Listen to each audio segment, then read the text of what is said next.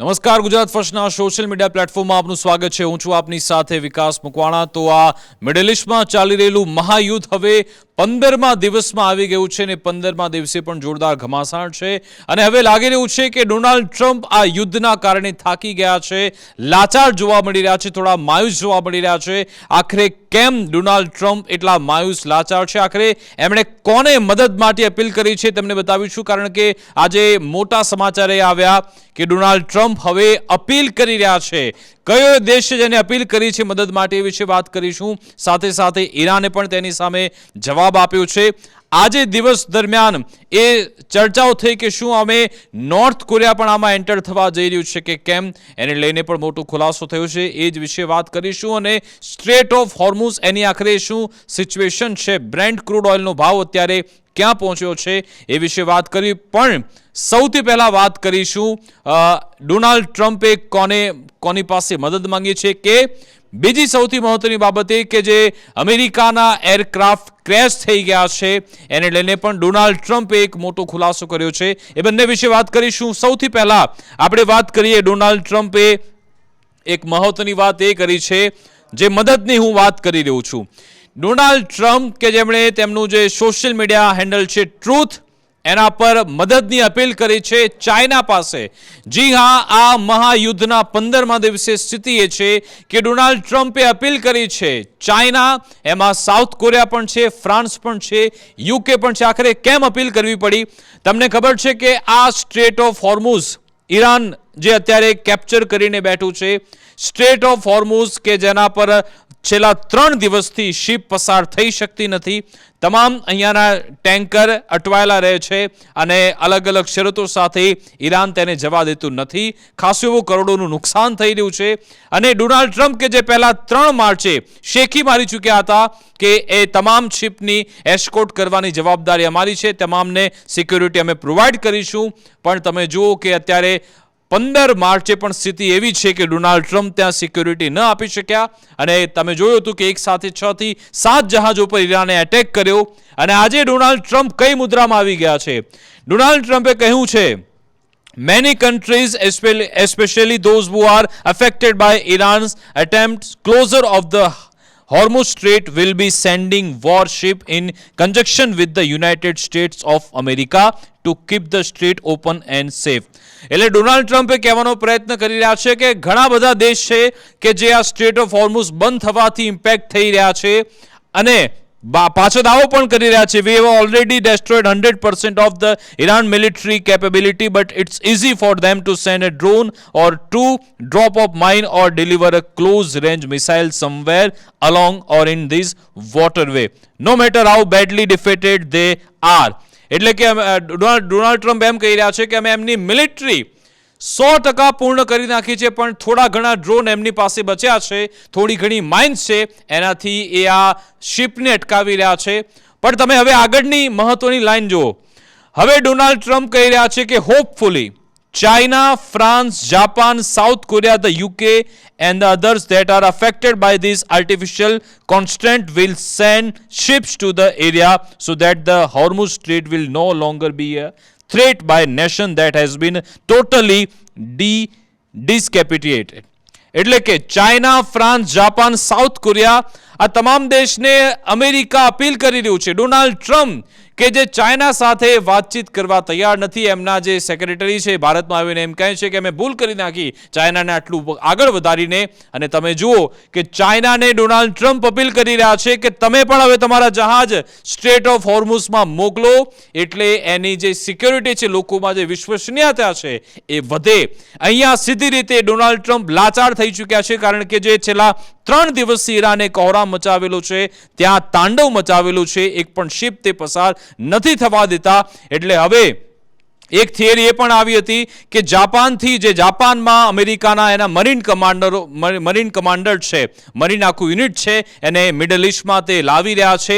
દાવો એ પણ છે કે મોટું ઓપરેશન સ્ટ્રેટ ઓફ હોર્મુઝમાં અમેરિકા ચલાવવા જઈ રહ્યું છે. પણ આ ટ્વીટ ડોનાલ્ડ ટ્રમ્પનું પોતાનું એમનું ઓફિશિયલ જે સોશિયલ મીડિયા હેન્ડલ છે એના પર કરવામાં આવ્યું છે. એનાથી લાગતું નથી કે અમેરિકા અત્યારે પોઝિશનમાં હોય કે સ્ટ્રેટ ઓફ હોર્મુઝને એકલા પ્રોટેક્શન આપી શકે, કે સ્ટ્રેટ ઓફ હોર્મુઝની એકલા એ સિક્યોરિટી કરી શકે, અથવા તો ત્યાંથી જેટલા પણ જહાજ પસાર થાય એને એ એસ્કોર્ટ કરી શકે અને સુરક્ષિત રીતે ત્યાંથી લાવી શકે અથવા તો ત્યાંથી આગળ લઈ જઈ શકે. એટલા માટે જ હવે ચાઇનાનું નામ લઈ રહ્યા છે, France, Japan, south Korea, UK. અને તમે જુઓ કે આટલા દેશના નામ લીધા બાદ પણ એક પણ દેશ આ બાબતે કંઈ જ બોલવા તૈયાર નથી. સાથે સાથે અને જ્યારે ડોનાલ્ડ ટ્રમ્પ આવી વાત કરતા હોય, ઈરાન કોઈ જવાબ ના આપે એવું બને જ નહીં. ઈરાન તરફથી પણ આ સમગ્ર બાબતે નિવેદન આપવામાં આવ્યું છે. ઈરાનના જે ફોરેન મિનિસ્ટર છે અબ્બાસ અરાકચી, એમના તરફથી કહેવામાં આવ્યું છે કે there are many tankers and ship passing through the Strait of Hormuz. એટલે કે ઘણા એવું કહી રહ્યા છે કે ઘણા બધા શિપ અને ટેન્કર ત્યાંથી ઓલરેડી પસાર થઈ જ રહ્યા છે. and I can say that the strait is not closed but it is only closed to American and Israeli ship and tankers, not to others. એટલે કે ઈરાન કહી રહ્યું છે કે સ્ટ્રેટ ઓફ હોર્મુઝ ઓપન છે ફક્ત અને ફક્ત જે અમારા દુશ્મન નથી. અમેરિકા અમારું દુશ્મન છે, ઇઝરાયલ અમારું દુશ્મન છે, અમેરિકા ઇઝરાયલના જેટલા પણ સહયોગી છે એ પણ અમારું દુશ્મન છે, એમના કોઈ પણ ટેન્કર અહીંયાથી નહીં નીકળે. અરાકચીએ એમ પણ કહ્યું કે અમેરિકા અત્યારે ભીખ માંગી રહ્યું છે, ચાઇનાની મદદની અપીલ કરી રહ્યું છે, એવા શબ્દોનો ઉપયોગ પણ અરાકચીએ કર્યો છે. એટલે કે સ્ટ્રેટ ઓફ હોર્મુઝને લઈ હજુ પણ આ રીતના જ્યારે ડોનાલ્ડ ટ્રમ્પ ચાઇનાની મદદની માંગ કરતા, એનો મતલબ કે હજુ પણ ત્યાં તણાવ રહેશે એ વાત નક્કી છે. અને ઈરાને પણ નક્કી કર્યું છે કે જ્યાં સુધી આ તમામ બાબતો પૂર્ણ નહીં થાય ત્યાં સુધી તો સ્ટ્રેટ ઓફ હોર્મુઝ અમે બંધ જ રાખીશું. એક આ વાત થઈ ગઈ. બીજી સૌથી મહત્વની બાબત, ડોનાલ્ડ ટ્રમ્પે વધુ એક ટ્વીટ કર્યું હતું અને એ સમાચાર એ છે, તમને ખ્યાલ હશે ઘણા બધા સમાચાર વહેતા થયા હતા કે અમેરિકાના 5 ફાઇટર પ્લેન, એમાંથી KC-135 ક્રેશ થઈ ગયું. ઘણા બધા એવા ફાઇટર પ્લેન કે જેને નુકસાન પહોંચાડવામાં આવ્યું છે. અને તમને ખ્યાલ હશે કે યુએસ સેન્ટર કમાન્ડ એણે પોતે પુષ્ટિ કરી. એમણે તો એમના જે ક્રૂ મેમ્બર હતા એમના મોતની પુષ્ટિ યુએસ સેન્ટર કમાન્ડે પોતે કરી હતી, જેમાં 6 લોકોના મોતની પુષ્ટિ એમણે કરી. પણ ડોનાલ્ડ ટ્રમ્પ કહી રહ્યા છે કે આ તમામ સમાચાર ખોટા છે. ડોનાલ્ડ ટ્રમ્પ કહી રહ્યા છે કે એક પણ પ્લેન ક્રેશ થયું નથી. એમણે ટ્વીટ કર્યું, તેમણે કહ્યું કે yet again an intentionally misleading headline by the fake news media about the 5 tanker plane that were supposedly struck down at an airport in Saudi Arabia and of no further use. In actually the base was hit a few days ago but the planes were not struck or destroyed. એટલે કે ના ત્યાં કોઈ ફસાઈ ગયા છે, ના એને તબાહ કરવામાં આવ્યા છે. 4 of the 5 had virtually no damage and are already back in service. એટલે 5માંથી 4 તો એવા છે કે જેમાં કંઈ જ ડેમેજ નથી થયું અને પોતે સર્વિસમાં પરત આવી ગયા છે, એવી વાત કરી. One had slightly more damage but will be in the air shortly. એટલે કે બીજું એક જે 5માંથી એક બચ્યું એમાંથી એને ખાસું નુકસાન છે, પણ એ પણ હવે હવામાં ફરી એકવાર આવી જશે. None were destroyed or close to that. એટલે કે ના એ તબાહ થયું છે કે ના તબાહી સુધી પહોંચ્યું છે, એવી વાત ડોનાલ્ડ ટ્રમ્પ કરી રહ્યા છે. As the fake news said in the headlines, અને ત્યાંના મીડિયા આઉટલેટના નામ પણ લઈ રહ્યા છે. The New York Times and the Wall Street Journal in particular and other low life papers and media actually want to us to lose the war. એટલે કે New York Post, Wall Street Journal અને બીજા લો લાઈફ પેપર્સ એને કટાક્ષ કર્યો.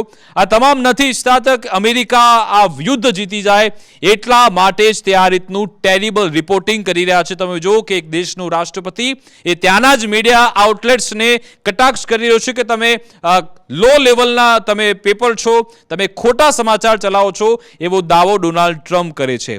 હવે આ Donald ટ્રમ્પનો જે દાવો છે આપણે જ એને ફેક્ટ ચેક કરીએ.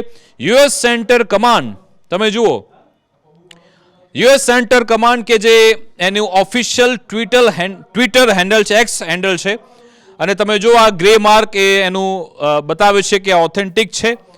13 માર્ચના રોજ એમના તરફથી આ પોસ્ટ કરવામાં આવી હતી અને શું લખવામાં આવે છે?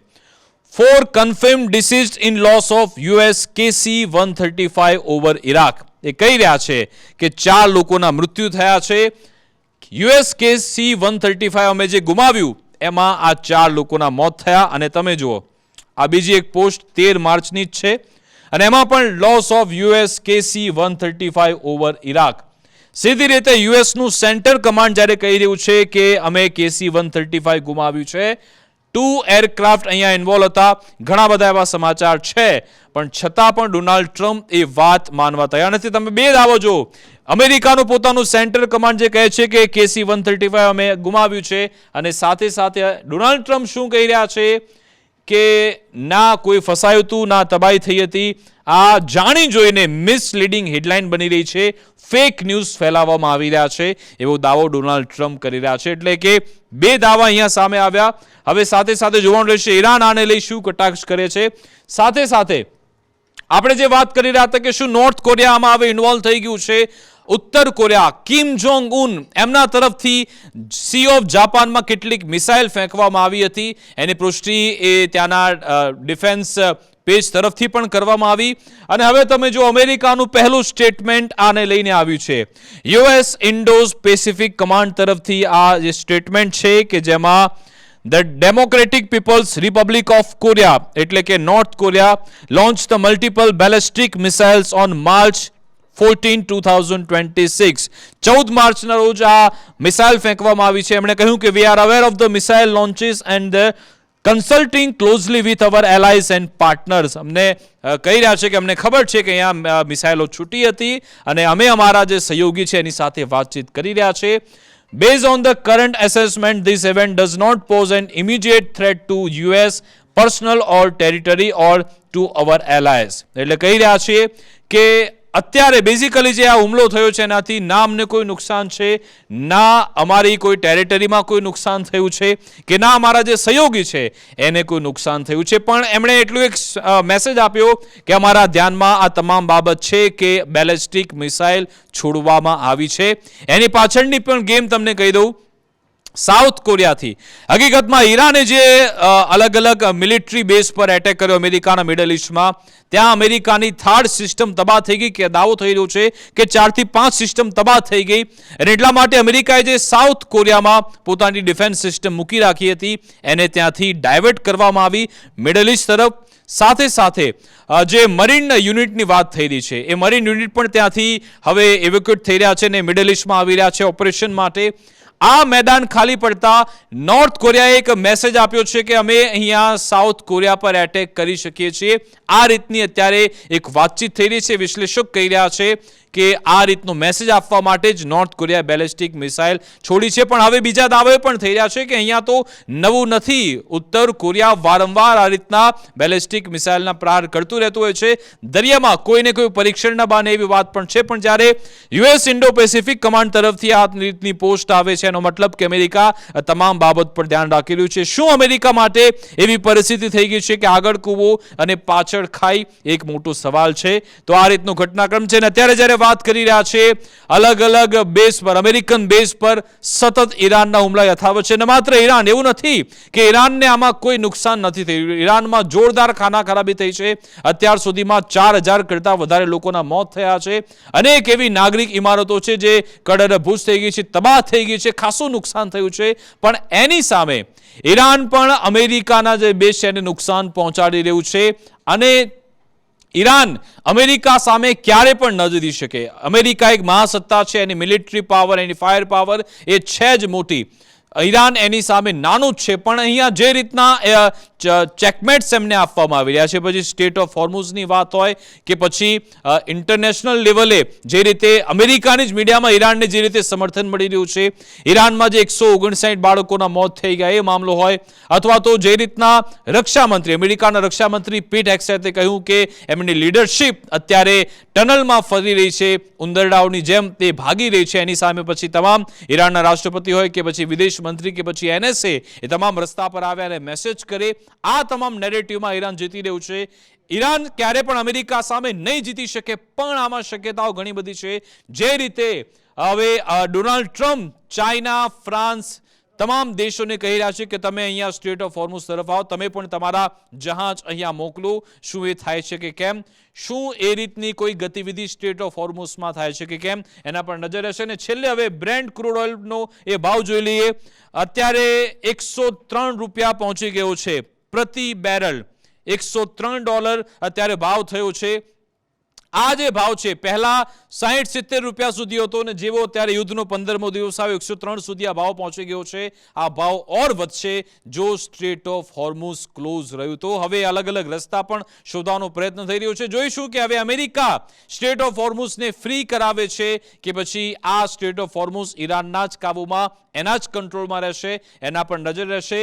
અને સાથે સાથે નેતન્યાહુ છેલ્લા ઘણા સમયથી એ પણ ગાયબ છે. છેલ્લે તેમણે પ્રેસ કોન્ફરન્સ કરી હતી અને એક સપ્તાહનો સમય વીતી ગયો છે. લોકો સવાલ પૂછી રહ્યા છે કે નેતન્યાહુ પબ્લિક એપિયરન્સમાં કેમ નથી આવી રહ્યા, એને લઈને પણ નજર રહેશે. સાથે સાથે એમના પુત્રને લઈને પણ દાવો થઈ રહ્યો છે કે જે દરરોજની 30થી 35 પોસ્ટ કરતા હતા, હવે એ પણ કેમ ગાયબ છે. ઘણા બધા સોશિયલ મીડિયામાં દાવા પ્રતિદાવા થઈ રહ્યા છે, પણ તમામ ફેક ન્યૂઝ છે. આવા અમે જે પણ ન્યૂઝ બતાવી રહ્યા છે ઓથેન્ટિક સોર્સના આધારે, જે લોકો જે અલગ અલગ એજન્સીઓ પોસ્ટ કરે છે એના માધ્યમથી એને સ્ક્રુટિની કરીને એનું વિશ્લેષણ કરીને તમારા સુધી પહોંચાડી રહ્યા છે. આવી જ રીતે તમામ વોર્ડના અપડેટ્સ અમે સોશિયલ મીડિયાની મદદથી તમારા સુધી પહોંચાડતા રહીશું. તમને જો વિડીયો પસંદ આવે તો લાઈક કરો, શેર કરો અને સબસ્ક્રાઇબ કરો. મારી વિશેષ રજૂઆત અંતર્ગત બસ આટલું જ. મને રજા આપશો. નમસ્કાર.